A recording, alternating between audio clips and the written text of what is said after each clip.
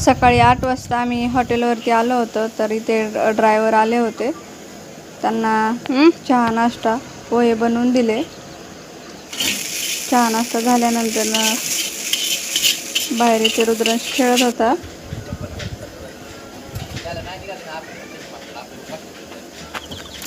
त्यानंतर ह्या पिल्लांना दाणे दिले.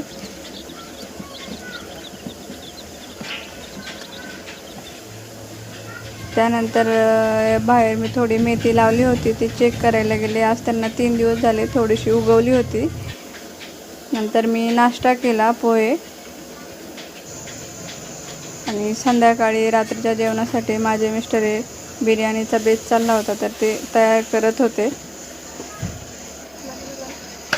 आणि मी चपात्या बनवून घेतल्या जेवणासाठी. आपले जेवणाला डबे चालू आहेत, तर त्यासाठी चपात्या चालू होत्या.